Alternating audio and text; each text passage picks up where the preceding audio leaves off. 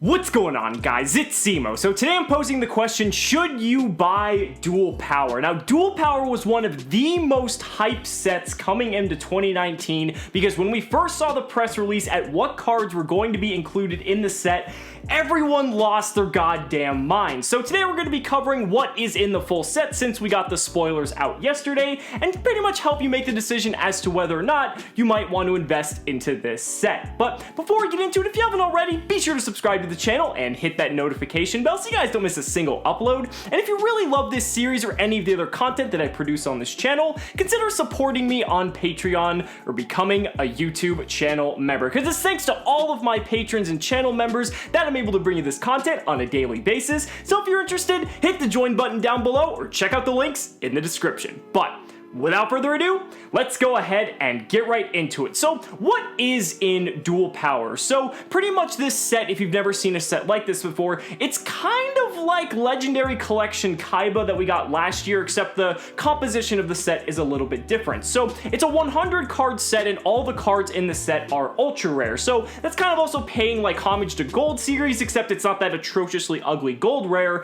thank goodness. So 100 card set, all ultra rares, and in each box of Duel Power, which costs $30 US, it's going to contain 6 promo cards, which are all alternate artworks of pretty much the most iconic Yu-Gi-Oh monsters from all the different arcs of the anime, so that's pretty cool. And then you're also getting 6 booster packs from the set. Now each pack contains 5 cards, meaning in total you're going to be receiving 30 cards out of the set, and then every box is going to come with those promos. So 30 out of 100 is pretty good. Obviously, even though everything's an ultra rare, do keep in mind that there's probably going to be different ratios for the better ultra rares more often than not, just because we know Konami just has a tendency to short print the better cards just to keep demand high in certain instances. So when it comes to these products, you guys know I like to evaluate products based on the 3 pillars of what I think comprises of a good product. If it appeals to the casual market, the competitive market, and the collector's market. So basically, if you can make a product that entices all 3 of these audiences and makes them want to purchase it,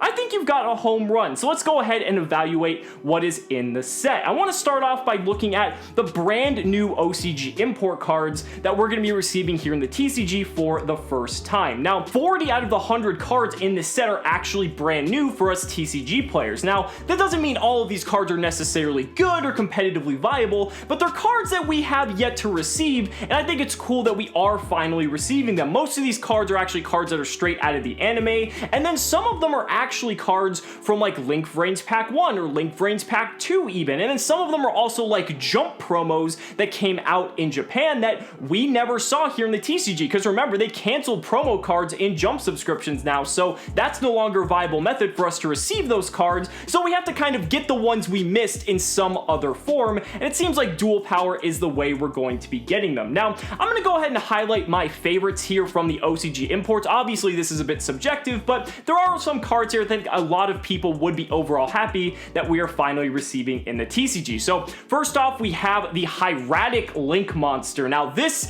was a card out of Link Vrains Pack 1, and this is probably one of the better cards to come out of that set, and we have not had it yet, and this card kind of changes the game when it comes to Dragon decks. This enables cards like Red Eyes Darkness Metal Dragon, which is actually banned now in Japan, so maybe we'll see a similar effect happen here. We'll just have to wait and see for that ban list to come around, but this is an incredibly good card for Dragon decks, and it's going to kind of open up some new strategies for them to be a lot more aggressive, so I'm really curious to see where that goes. There's also the Aramage Link Monster Jasmine, which I feel like is a little bit too late because a lot of the good plant support has already been kind of hit, both in the OCG and the TCG, so I feel like we're not really going to see this card shine as much as we want to. That doesn't mean it's completely inviolable, because I think there's definitely some cool things you can still do with it, but I just don't think it's going to be nearly as strong as it would have been if we'd received it around the time like when the OCG did.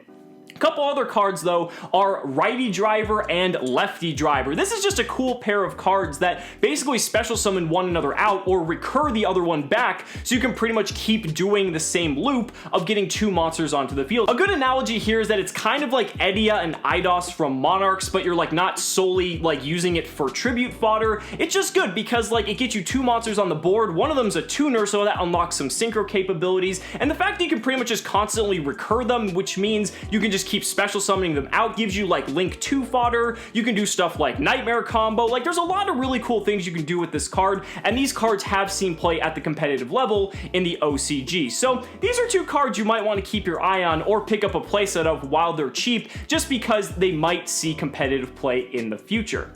Some other cards though from the OCG import list that I'm excited for, there's stuff like Cyber Dragon Naster, which honestly might make Cyber Dragon have a bit of resurgence on the competitive level. It's always been at like the rogue level at best. We saw it top YCS Chicago, and it's kind of like that deck that if you go to a regional, you know you might just run into it, but Naster does actually a lot for the deck, and who knows, maybe the Cyber Dragon fans will actually be happy that this card's finally out, so you might see a little uptick at that, maybe at your locals or regionals. I don't think it's going to do anything at the high tiers of competitive play, but who knows, the card is really cool. You also have stuff like Security Dragon, which again is a little bit late. You know, we don't have stuff like the Firewall Dragon shenanigans or like Grinder Golem, so I think that's a good thing, but Security Dragon is still a pretty cool card for what it is. I just don't really see it having too much of an impact, but it's nice that we finally have it. And the last card I want to mention is the Beat Patrol of the Underworld, the Tour Guide Link monster that only requires 2 monsters. So this is a generic Link 2 that you can basically play in any deck that has bottom left and bottom right arrows, which means that that's just a very good generic Link monster to have, and any deck would be happy to run that. It has a pretty decent effect as well, which might not come up too often, but having a generic Link monster that actually does something, I'm looking at you, Lamphalinkus, you know, it's actually pretty cool that we have a card that finally exists that's that simple but very practical at the same time. But now I want to get to the good stuff, because we already knew there were some very high value reprints in Duel Power, but now that we have the full spoiler, we can go ahead and see just how many high value reprints are contained within this set. So I'm going to be going down a list of all the ones that I noticed, and there's a few other ones as well, but I'm going to be going over the ones that I think most people would be excited about. First one, Winged Dragon of Raw Sphere Mode. I mean, this card was like anywhere from $7 and upward, and pretty much one of the best ways to out the oppressive boards that have multiple negations that just like spit out their entire hand. So it's nice that that's getting reprinted for like the budget players who weren't able to afford copies of it before, because that card was able to just spike so high in the past. We have stuff like Card of Demise. Card of Demise was like a $15 card, and again, it's not run in every deck, but again, just bringing the price point down and easing the accessibility for players to acquire it is really good. I mean, it just makes Draco that much more of an affordable of a budget deck, and that deck has been able to top YCS after YCS, even though there's only usually just 1 or 2. So that's really good, I think, overall for everyone. We have stuff like Hot Red Dragon Archfiend Abyss, which only had 1 printing. It was at like $30 before this reprint was announced, and now it's going to basically be not even close to that price point. So if you're looking to play something like Danger Thunder Dragon, assuming it doesn't get hit on the upcoming ban list, you can finally pick up your Archfiend Abyss for cheap. We have stuff like Galaxy Soldier, which has had multiple printings, but has always been so expensive, and now it's going to be reprinted once again. We've got stuff like Crystal Wing Synchro Dragon, again, very similar in line to Hot Red Dragon Archfiend Abyss. Wasn't nearly as expensive because it's had more reprints, but still like a $7 to $10 card, so I think that's a pretty fantastic reprint there. We also have stuff like Borolo Dragon. So Borolo Dragon is actually getting an alternate artwork in this set, along with a few other cards as well, and Borolo Dragon was hitting like $25 to $30, and that's including the fact that it also had a reprint, I believe, in the Megatins. So Borolo Dragon just getting another printing is nice, but it's also cool from a collector standpoint because you can actually acquire an alternate artwork if you don't like the original. So I think that's really cool when they include these alternate artworks in here, especially when they're for high tier competitive cards. There's also stuff like the entire Necroz archetype. So Necroz was hitting like $40 for Brionac, and then like $35 for Valkyris, $20 for Trishula. No, it's not going to be anywhere near that when Duel Power comes out. Yeah, it's not going to be secret rare, but for ultra rare and to be able to play like a pretty solid rogue deck at the moment, not to mention that some of the Necroz cards might even come off the ban list. We already had Shuret move on the last list, so realistically, it might go to 2 or 3 on the April list, and that just might make the deck even more viable, and it's going to be much easier for a lot of you guys to acquire. So that's always a good thing. We've also got cards like Zaborg the Mega Monarch, which were also played in the Necroz strategy. That card was hitting like $12 to $15 because I think it only had like 1 or 2 printings, and that card is just insane, but it does not deserve that price point because you're only going to play it in like that specific deck. So having that getting reprinted is very nice as well. We've also got stuff like El Shadal Construct. Again, another card that came off the list has only had 1 or 2 printings, so the price point was actually actually pretty high, and now it's going to be much more affordable if you're wanting to pick up your copies if you didn't play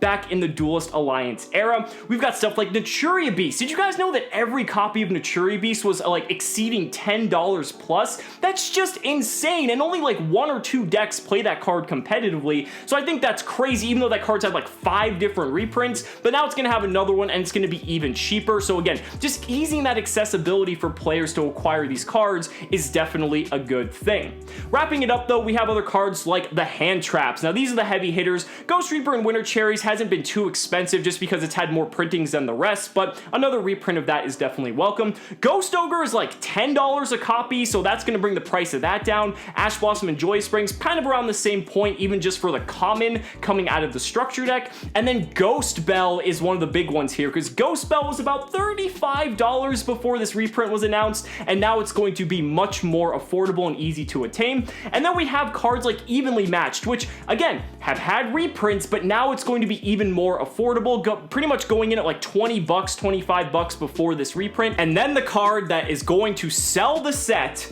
Infinite Impermanence. Infinite Impermanence was sitting at like $75 a copy before this product is being released, and you can already see the price is starting to plummet because with more copies entering the market, it's going to naturally bring the price down because there's going to be an influx of supply. And this is the reason why people are excited about this set, because this is one of the strongest cards currently in the game. You see people playing this in play sets. It doesn't get stopped by Call by the Grave. It can pretty much shut off floodgates. Like, it's just such a strong card, and there's been an outcry for this card to be reprinted for so long. It's finally getting its reprint, and like I said, this is the card that's going to sell the set, but be wary because this is probably going to be the card that gets short printed, if anything, solely because of the fact that it is the best card. It just kind of has the tendency to happen that way, so do keep in mind, even though you're getting all cards of the same rarity, not all the ratios are going to be distributed equally. So that brings us to the ultimate question: should you buy Duel Power? Now, you guys have watched these videos long enough that you should know I'm always going to tell you to buy the singles, solely because it's more cost effective than buying sealed product. You're getting what you want. It's not a complete gamble, and that way you're going to be happy and you can spend the money that you want